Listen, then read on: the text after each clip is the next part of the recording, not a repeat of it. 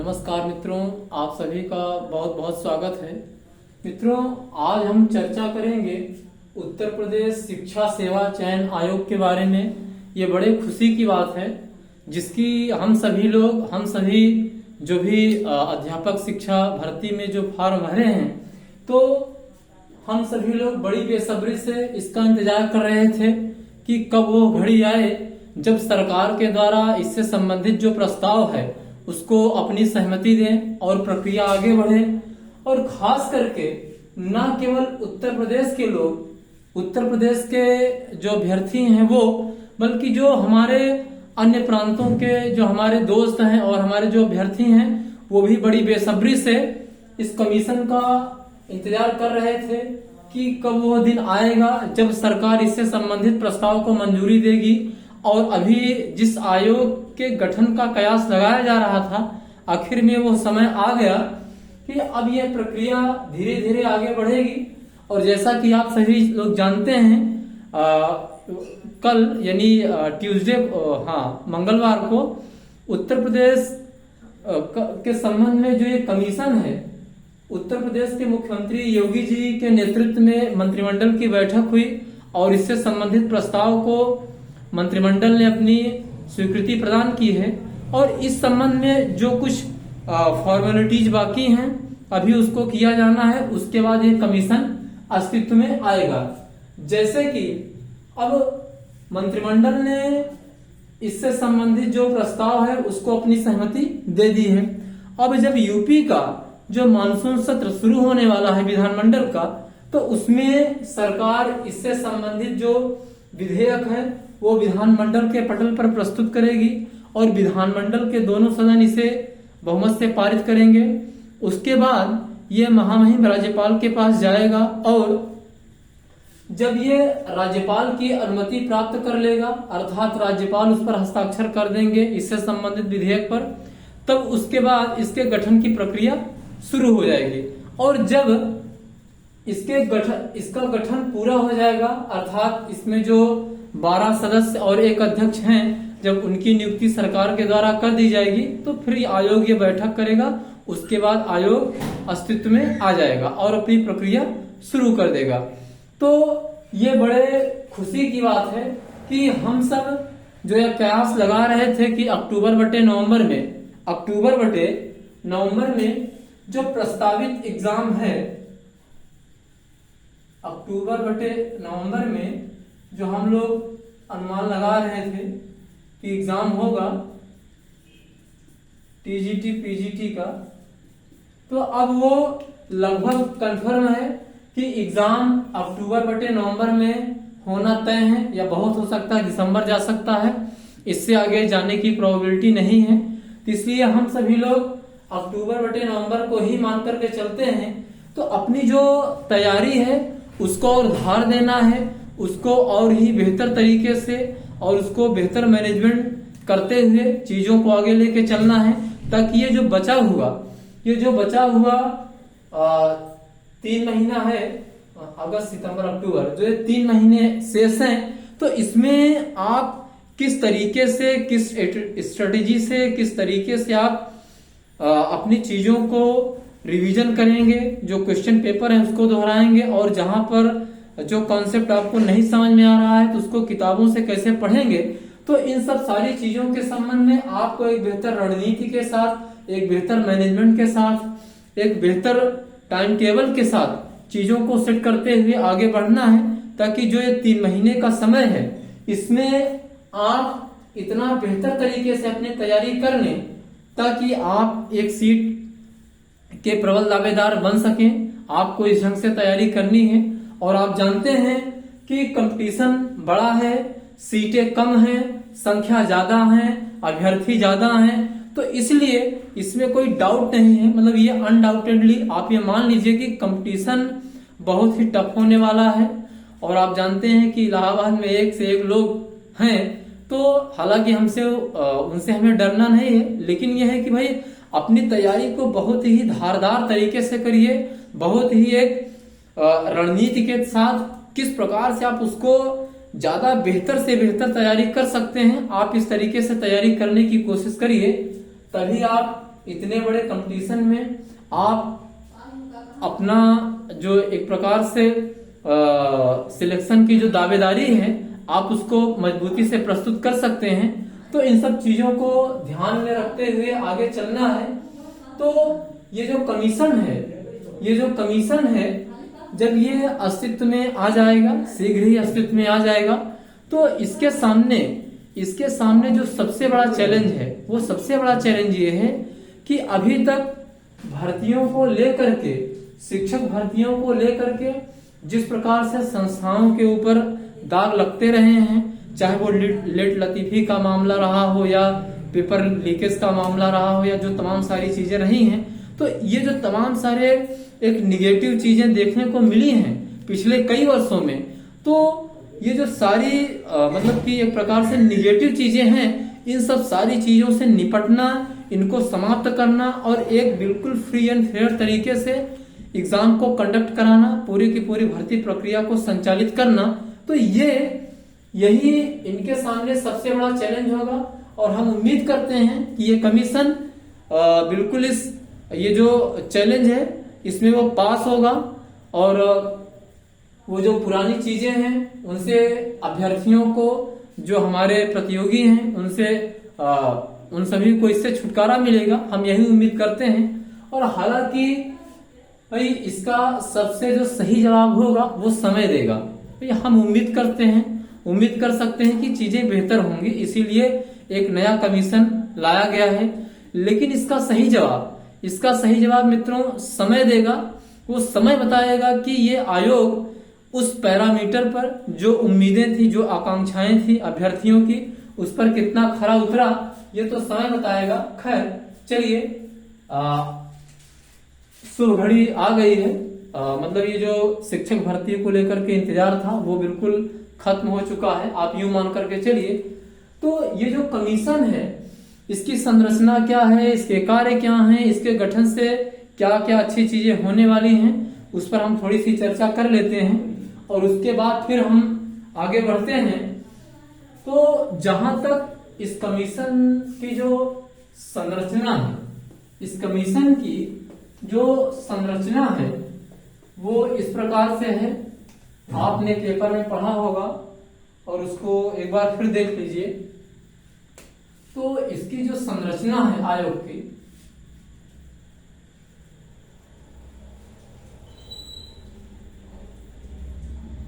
माने बनावट, देखिए इसमें 12+1 मेंबर होंगे, अर्थात 12 सदस्य और एक हो गया आपका चेयरपर्सन। तो कुल मिलाकर के 13 सदस्यीय आयोग होगा, 12 सदस्य, एक अध्यक्ष। और इन सभी सदस्यों का जो कार्यकाल होगा, इन लोगों का जो कार्यकाल होगा वो 3 वर्ष या 65 वर्ष, जो भी पहले हो। देखिए 3 वर्ष या 65 वर्ष जो भी पहले हो, इसका क्या मतलब है, इसको थोड़ा सा समझने वाली चीज आप समझ लीजिए। देखिए 3 वर्ष या 65 वर्ष का मतलब ये हुआ, जैसे मान लीजिए जैसे ए एक मेंबर है, ए एक व्यक्ति हैं जिन्हें इस कमीशन का सदस्य बनाया गया 60 वर्ष की अवस्था में की एज में।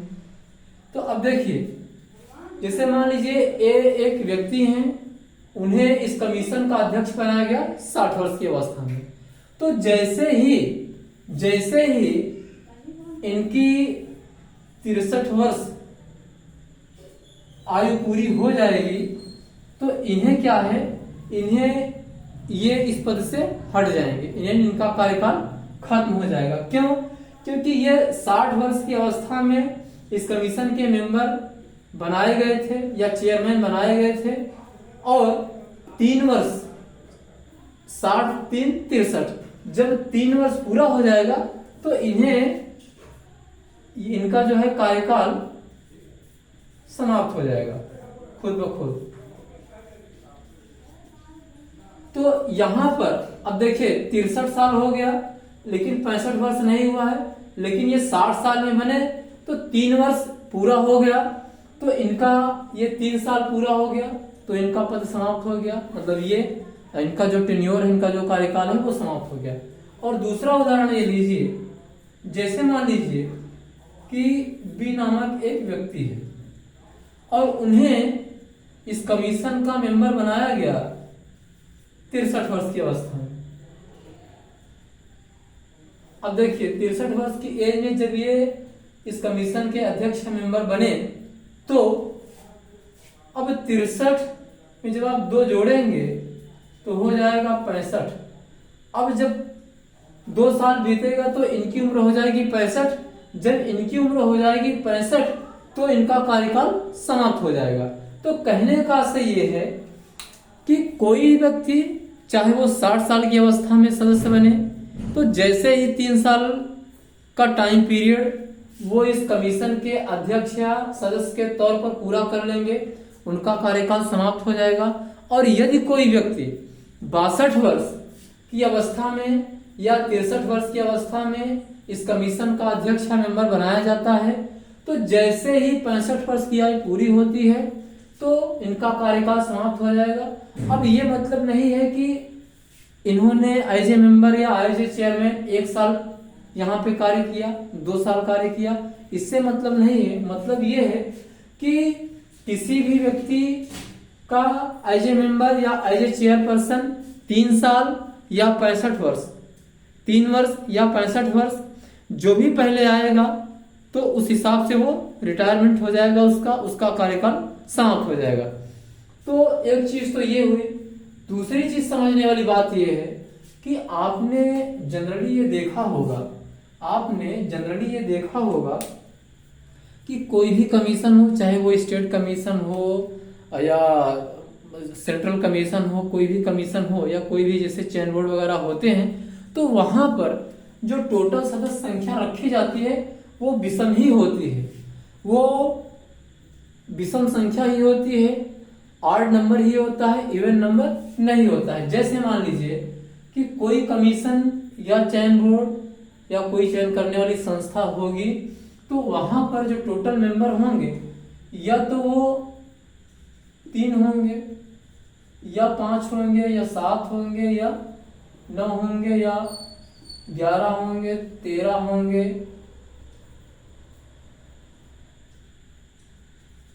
15 होंगे, ऐसे ऐसे होंगे।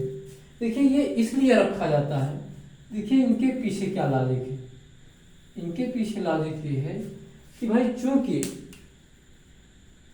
चूंकि ये संस्था है भाई, काम करती है, नियम होते हैं, रूल्स रेगुलेशन होते हैं, डिसीजन लिए जाते हैं। तो आप जानते हैं कि डेमोक्रेसी में डिसीजन लेने के 2 ही तरीके होते हैं, या तो आप सर्वसम्मत से निर्णय लीजिए या तो आप बहुमत से निर्णय लीजिए।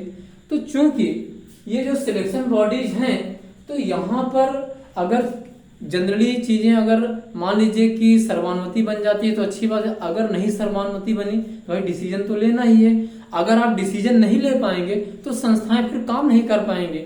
तो ऐसी स्थिति में अगर सर्वानुमति किसी चीज को लेकर बन गई तो अच्छी बात है, अगर नहीं बनी तो वहां पर जो मत विभाजन होगा, तो अगर मान लीजिए कि सम नंबर हो, 4 हो, 6 हो, 8 हो, 10 हो, तो मत विभाजन की अवस्था में 2-2 बराबर हो सकते हैं, एक पक्ष में 2, दोनों दूसरे पक्ष में 2 हो सकते हैं, और यहाँ पे 4-4 की कंडीशन बन सकती है, यहाँ पे 5-5 की कंडीशन बन सकती है। मतलब पक्ष और विपक्ष दोनों समान हो जाएगा। तो फिर जीत किसकी हुई इस बात का निर्धारण नहीं होगा। इसीलिए जानबूझ करके ये नंबर जो है ऑड नंबर रखा जाता है, विषम संख्याएं रखी जाती हैं, न कि सम संख्याएं, ताकि संस्थाएं कार्य कर सके। किसी भी चीज पर जब मत विभाजन हो तो उस पर डिसीजन लिया जा सके, उस पर क्लियर कट ये रहे कि इतने लोग फेवर में हैं और जो विरोध में हैं कम लोग हैं। तो भाई ज्यादा लोग फेवर में रहेंगे तो वो चीजें मान ली जाएंगी। तो इसीलिए जानबूझ करके ये संख्याएं विषम रखी जाती हैं, सम नहीं रखी जाती हैं।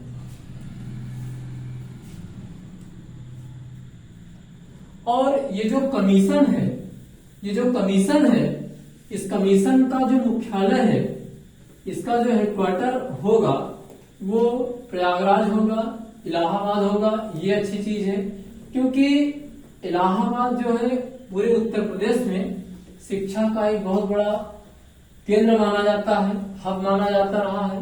वो न सिर्फ आज माना जा रहा है बल्कि वो अंग्रेजों के टाइम से ही वो एक हब रहा है, क्योंकि इलाहाबाद यूनिवर्सिटी जैसा कि आप जानते हैं पूर्व का ऑक्सफोर्ड इसको कहा जाता है। तो एक हब रहा है, हब है, शिक्षा का बहुत बड़ा केंद्र है। और खास करके जो कॉम्पिटिटिव एग्जाम्स हैं, अब यहाँ पर बहुत सारी कोचिंग्स हैं, तो कंपटीशन के पॉइंट ऑफ व्यू से भी इलाहाबाद एक बहुत बड़ा सेंटर है। तो इसका जो मुख्यालय है वो प्रयागराज होगा, ये अच्छी बात है। हाँ, तो अब हम ये देखेंगे कि ये जो कमीशन है इसका कार्य क्या है। देखिए, आप जानते हैं कि इसका जो कार्य है वो उत्तर प्रदेश में शिक्षा के संबंध में जितने भी शिक्षक भर्तियां होंगी उस संबंध में वो आवेदन लेगा, एग्जाम करवाएगा, साक्षात करवाएगा और फाइनल रिजल्ट जारी करेगा। तो कुल मिलाकर के जो शिक्षक भर्ती का काम है, इसी स्पेशल काम के लिए इस कमीशन को बनाया गया है। और इसमें एक चीज आप ये ध्यान रखिएगा कि जो गवर्नमेंट डिग्री कॉलेजेस हैं या जो गवर्नमेंट इंटर कॉलेज हैं, जो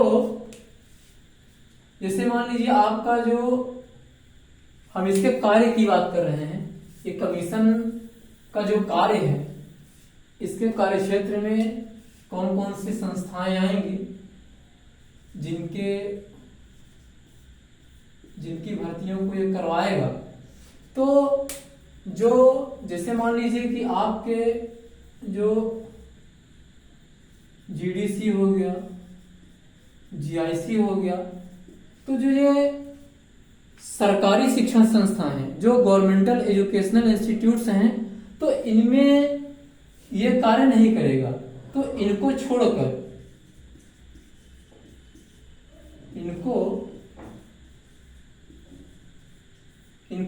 करके बाकी उत्तर प्रदेश में जितने भी शैक्षिक संस्थान हैं, जितने भी अर्ध सरकारी शैक्षिक संस्थान हैं, उसमें सब में देखिए, चाहे आपका वो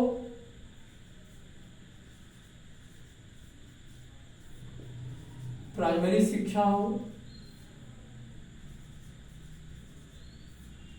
उच्च प्राइमरी शिक्षा हो,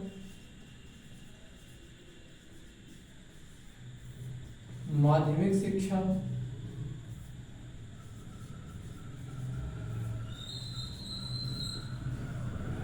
उच्च शिक्षा,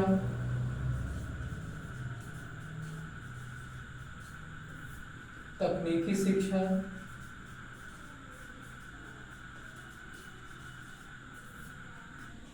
व्यावसायिक शिक्षा,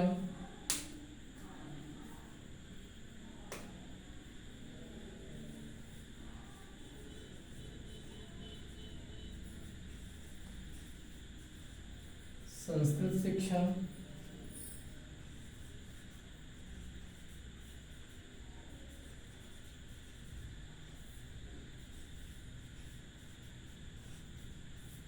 अल्पसंख्यक कल्याण विभाग के अंतर्गत आने वाले जितने भी एजुकेशन इंस्टीट्यूट्स हैं, फिर उसके साथ साथ आपके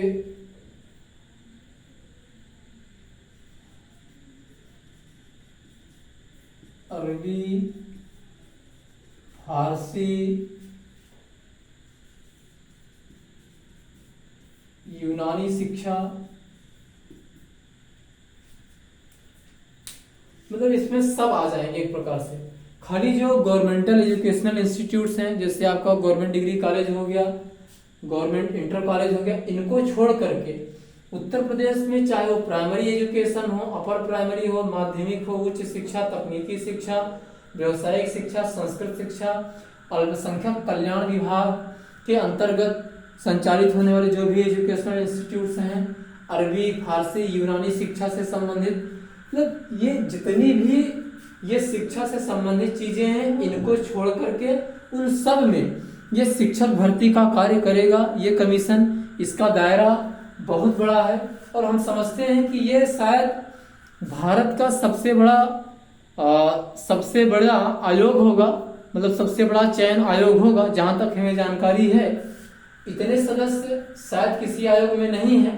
तो इस कमीशन के ऊपर जिम्मेदारियां बहुत होंगी, जिम्मेदारियां बहुत ज्यादा हैं, और खास करके जो अभ्यर्थियों की अपेक्षाएं हैं, जो प्रतिस्पर्धियों की अपेक्षाएं हैं, उन अपेक्षाओं पर खरा उतरना इनकी सबसे बड़ी जिम्मेदारी है। क्योंकि अभी तक आप देखे होंगे कि भर्तियों को लेकर के एक बड़ा मतलब निगेटिव चीजें सामने आती रही हैं। तो इन तमाम सारी चीजों से, इन तमाम सारी अव्यवस्थाओं से, इन तमाम सारे शिकवा शिकायतों से इनको पार पाना पड़ेगा, और इनको किस प्रकार से वो समाधान करते हैं, किस प्रकार से ये इन मतलब गलत चीजों को रोक पाते हैं, इनको कैसे वो मैनेज करेंगे, कैसे कंट्रोल करेंगे, ये सबसे बड़ी बात देखने वाली होगी। तो ये इतनी सारी जो शिक्षा के विभिन्न स्तर हैं, ये जो विभिन्न एजुकेशनल इंस्टीट्यूट्स हैं, इन सब में ये शिक्षक भर्ती का कार्य करेगा ये आयोग।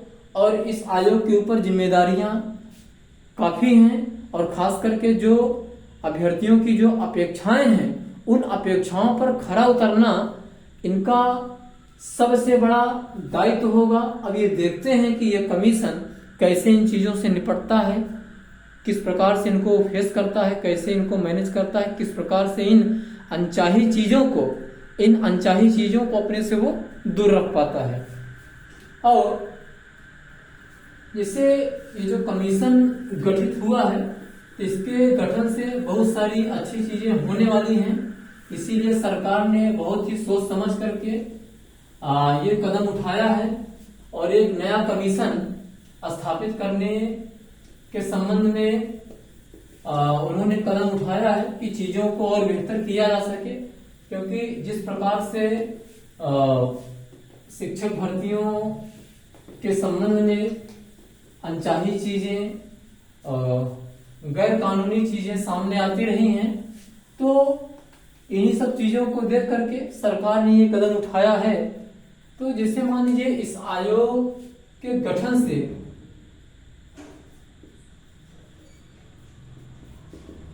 क्या लाभ होगा, मतलब क्या अच्छी चीजें होने वाली हैं, क्या निकट भविष्य में अच्छी चीजें होने वाली हैं। तो उसमें हमारे समझ से जो सबसे पहली चीज ये होगी कि जो भर्तियां होंगी वो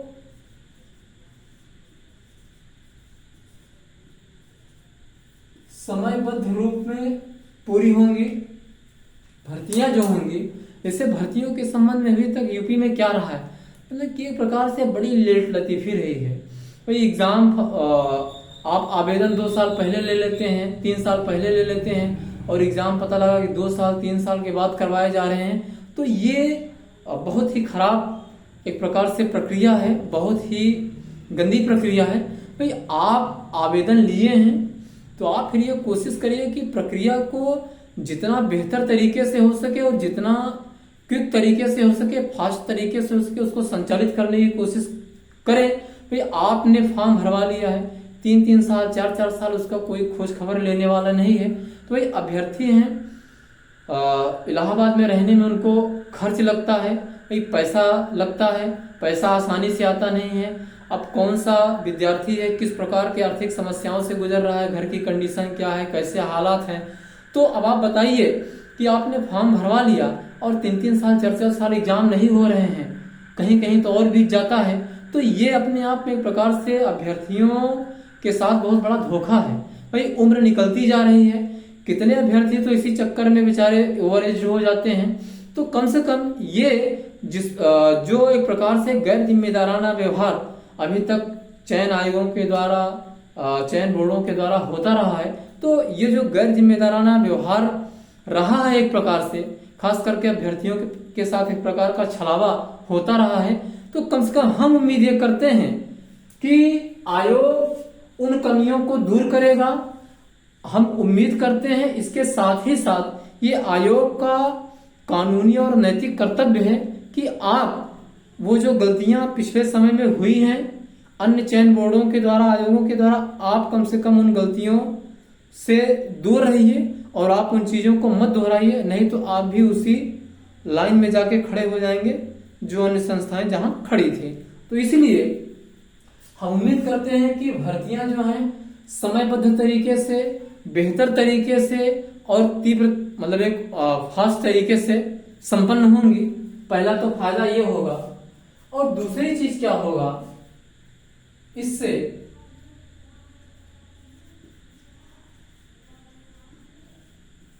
नीतिगत और प्रक्रियागत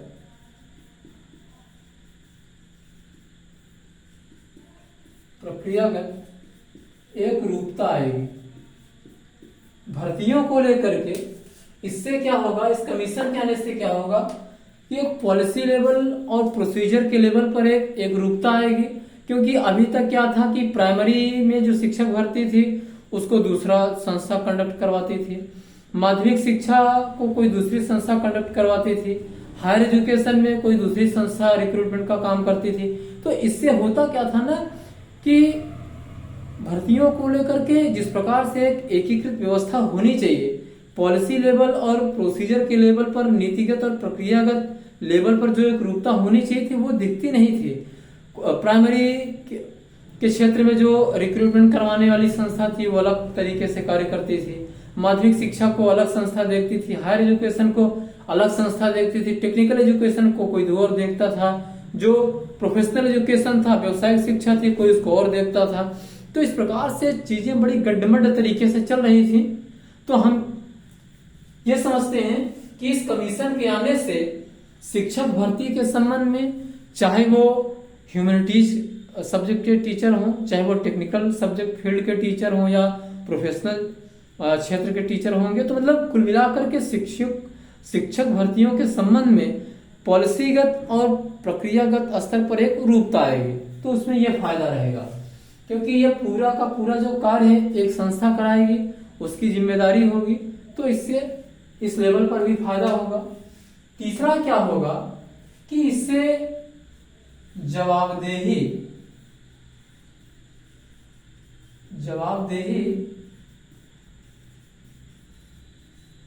निश्चित की जा सकेगी, जवाबदेही तय करने में आसानी होगी, जवाबदेही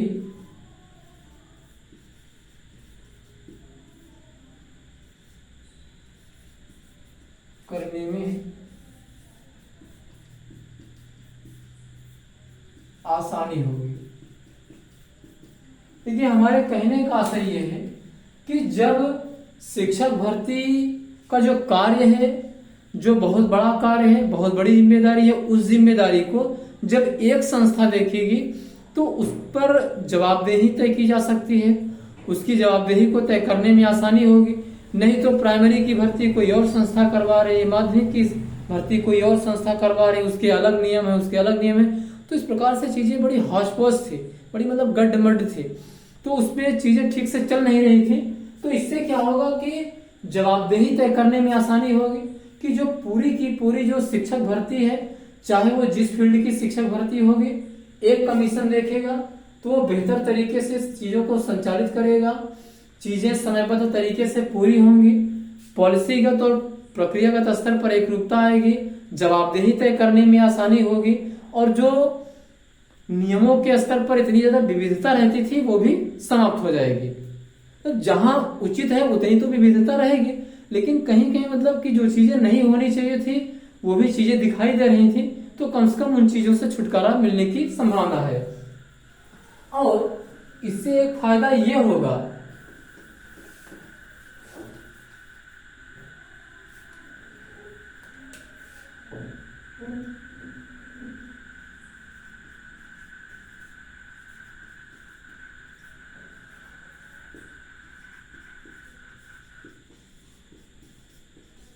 पारदर्शिता आएगी, भर्तियों में पारदर्शिता आएगी। देखिए जैसा कि मैं बार बार कह रहा हूं, आप अगर पिछले कई सालों में जो एग्जाम्स हुए हैं, आप अगर उसको देखेंगे या आप जानते होंगे, तो उसमें चाहे वो प्राइमरी की शिक्षक भर्ती रही हो, चाहे माध्यमिक की रही हो, चाहे हायर एजुकेशन की रही हो, चाहे वो टेक्निकल फील्ड की रही हो, नॉन टेक्निकल फील्ड की रही हो, तो कोई भी भर्ती ऐसी नहीं थी जिस पर दाग ना लगे हों, जिस संबंध में अभ्यर्थियों को पकड़ा ना गया हो। तो वो तमाम सारी चीजें सामने आई हैं, तो उसमें पारदर्शिता का बड़ा अभाव रहता था। चीजें अपारदर्शी तरीके से संपन्न की जाती थी, बहुत शिकायतें होती थी, पेपर में आते थे, अभ्यर्थी पकड़े जाते थे कि पुलिस ने इनको पकड़ा, उनको पकड़ा, वो तमाम सारी चीजें।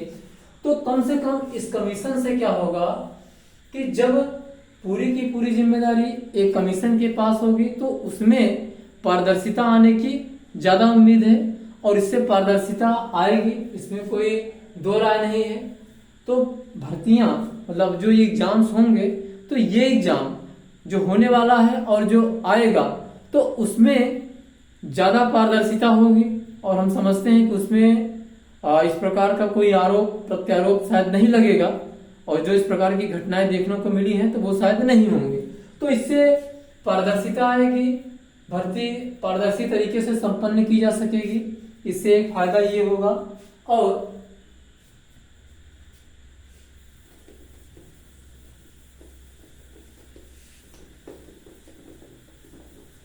इससे जो सबसे बड़ा फायदा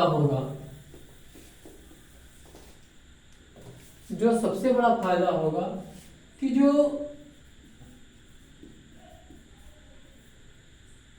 पुरानी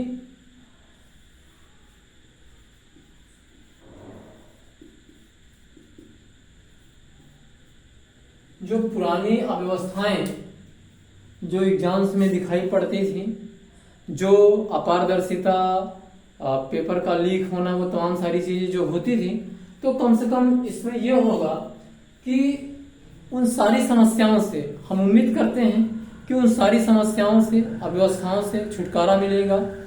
अभ्यर्थी ये देखेंगे कि free and fair exam conduct हो रहा है, और योग्य लोगों को नौकरी मिलेगी, जो खरीद फरोख्त की जाती थी उससे छुटकारा मिलेगा, कम से कम इस आयोग के आने से, ऐसी हम उम्मीद करते हैं। लेकिन अंत में हम इतना ही कहेंगे कि अब ये आयोग अभ्यर्थियों के इच्छाओं आकांक्षाओं पर कितना खरा उतरता है, ये इसका जो सही जवाब है मित्रों वो समय देगा। हम आप उम्मीद कर रहे हैं, भाई उम्मीद कर सकते हैं, उम्मीद करना चाहिए, उम्मीद पर दुनिया कायम है कि चीजें पहले से बेहतर होंगी, जरूर बेहतर होंगी, इसमें कोई दो राय नहीं है। इसीलिए सरकार ने उन सारी पुरानी संस्थाओं को समाप्त करते हुए इस नई संस्था के गठन का फैसला लिया है। तो चीजें निसंदेह बेहतर होंगी। अब वो कितनी बेहतर होंगी, जिस प्रकार से हम आप उम्मीद कर रहे हैं, जिस प्रकार से अभ्यर्थियों की इच्छाएं आकांक्षाएं हैं, अब वो उस प्रकार से पूरी होती हैं कि नहीं होती हैं, तो इसका जो सही जवाब है वो समय देगा। समय का इंतजार करिए, समय सब बता देगा कि आखिर में हमने आपने जैसा सोचा क्या वैसा हो रहा है कि नहीं हो रहा है, उसका सही जवाब समय देगा।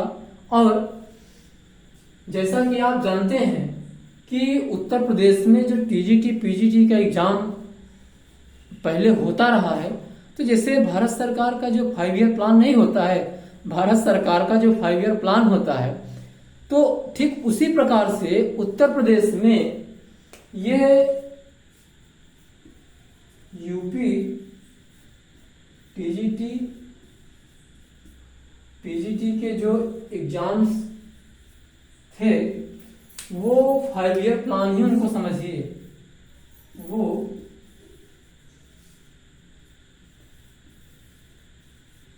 5 ईयर प्लान ही उनको समझिए। क्योंकि एक सरकार के टाइम में एक भर्ती आती थी, फॉर्म भरवाए जाते थे, 2 साल 3 साल एग्जाम नहीं होता था, चौथे साल एग्जाम होता था, चुनाव के टाइम में जाकर के नियुक्तियां दी जाती थी। तो ये एक प्रकार से 5 ईयर प्लान के रूप में यूपी में टीजीटी पीजीटी का एग्जाम होता रहा है। और इसी के चक्कर में हमारे कितने भाई, कितने मित्र ओवरेज हो गए, और वो भाई तैयारी करते करते समय निकल गया, न वो उधर के रहे न इधर के रहे। तो कम से कम ये जो 5 ईयर प्लान के रूप में जो चीजें चल रही थी, तो कम से कम इस नए कमीशन के आने से हम समझते हैं कि भर्तियों में एक निरंतरता रहेगी, उसमें उसको एक समयबद्ध तरीके से पूरा किया जाएगा, पारदर्शी तरीके से पूरा किया जाएगा, एक उचित तरीके से पूरा किया जाएगा। और जो ये लेट लतीफी, अपारदर्शिता, लूट खसोट, खरीद फरोख्त की जो प्रॉब्लम थी वो भी समाप्त होगी। और जो 5 ईयर प्लान के रूप में जो चीजें सर्कुलेट हो रही थी, कम से कम इन तमाम सारी जो गलत चीजें थी, जो अव्यवस्थाएं थी, जो दुर्व्यवस्थाएं थी, उनसे छुटकारा मिलेगा इस आयोग के आने से। और हम ये देखेंगे कि ये आयोग जब एग्जाम को कंडक्ट कराएगा तो पेपर का जो स्टैंडर्ड है वो भी अन्य मतलब जो पुराने एग्जाम्स रहे हैं उनकी तुलना में और बेहतर होगा, ऐसी हम उम्मीद करते हैं। तो मित्रों, कुल मिलाकर के हमारे कहने का आशय ये है कि जिस चीज के संबंध में हम लोग कयास लगा रहे थे वो शुभ घड़ी आ गई है, वो शुभ समय आ गया है। और अब आप लोग सब कुछ, हर जो इधर उधर की चीजें हैं उनसे अपना ध्यान हटा करके बिल्कुल एकदम से कंसंट्रेटेड एफर्ट के साथ, बिल्कुल एकदम से एकाग्रचित्त होकर के, बिल्कुल लक्ष्य पर केंद्रित होकर के काम करिए, क्योंकि समय अब नहीं बचा है। 3 महीने 4 महीने का समय कोई समय नहीं होता है इतने बड़े एग्जाम्स के लिए, कॉम्पिटिटिव एग्जाम्स के लिए। तो 3 महीने 4 महीने का समय बहुत ज्यादा समय नहीं है, लेकिन हाँ इतना कम समय भी नहीं है कि आप चीजों को अच्छे से रिवाइज ना कर सकें, आप अपनी कमियों को दूर ना कर सकें, और जो जरूरी चीजें हैं उसको ना पढ़ सकें। समय पर्याप्त है, लेकिन समय फालतू नहीं है। और अगर आप जरा सा भी इधर उधर आज की चीजों में इंडल्ज हुए, शामिल हुए, संलग्न हुए, तो आप समझिए कि चीजें निकल जाएंगी। और समय जो है बहुत तेजी से बीतता है, उसका अंदाजा लगता नहीं है, क्योंकि जैसे सूखी रेत होता है, आप मुट्ठी में उसको पकड़ लेंगे ना तो वो धीरे धीरे धीरे धीरे धीरे धीरे आपको लगेगा कि हमने कस के पकड़ा है, लेकिन वो निकल रहा है, आपको एहसास नहीं हो रहा है। जब वो धीरे धीरे धीरे धीरे निकलता जाएगा तो आप देखेंगे कि यहाँ कुछ नहीं बचा। तो इसलिए समय की गति बहुत तेज है, समय अच्छे अच्छों को पास कर देता है, समय को कोई पास नहीं कर पाता है, समय सबको पास कर देता है। तो इसलिए आप टाइम पास मत करिए, ये गलती मत करिए, आप समय को समझिए, समय का सदुपयोग करिए, और बहुत ही बेहतर तरीके से समय आप अच्छे से यूज करेंगे तो बहुत पर्याप्त समय है। अगर आपने जरा सी गड़बड़ी की तो आप जान लीजिए कि 4 महीने का समय कुछ समय नहीं है। इसलिए आप लोग बेहतर तरीके से, एक बेहतर टाइम टेबल के साथ, एकाग्रचित्त होकर के, बिल्कुल कंसंट्रेटेड एफर्ट के साथ आप अपने टारगेट पर लगिए। 4 महीने में आप चीजों को बहुत अच्छे तरीके से रिवाइज कर सकते हैं, और एक मजबूत प्रतिस्पर्धी, एक मजबूत दावेदार के रूप में आप अपने को एग्जाम में प्रस्तुत कर सकते हैं। तो इसलिए आप चीजों को बेहतर तरीके से समझिए और एक बढ़िया टाइम टेबल के साथ आइए। समय चीजों को रिवाइज करने के लिए बहुत पर्याप्त समय है, लेकिन इधर उधर की चीजों के लिए समय नहीं है। तो मित्रों, वो समय आ गया है, और पूरे जोश के साथ, पूरे एफर्ट के साथ, मजबूत इरादों के साथ आप तैयारी में लगिए, और इसी से काम बनेगा। और उसके बाद आप देखेंगे कि एक बेहतर परिणाम आपके सामने होगा, आप सिलेक्शन के मजबूत दावेदार होंगे। तो चलिए फिर एक बार पुनः हम आपसे दोबारा मिलेंगे, और इसी उम्मीद के साथ ही आप अपनी तैयारी को और मजबूती से आगे बढ़ाएंगे, और बिल्कुल एकदम से बिल्कुल केंद्रित होकर के, बिल्कुल कंसंट्रेटेड एफर्ट के साथ, बिल्कुल मजबूत इरादों के साथ लगिए, और आप देखेंगे कि आप जरूर बेहतर परिणाम लेकर के सामने आएंगे। तो इसी आशा और उम्मीद के साथ आप सभी को एक बार नए कमीशन के गठन की जो प्रक्रिया बिल्कुल ठीक दिशा में आप आगे बढ़ रही हैं। आप सभी को बधाई देते हुए आप सभी से हम अलविदा चाहेंगे। तब तक के लिए आप सभी को धन्यवाद, नमस्कार, गुड नाइट, बाय।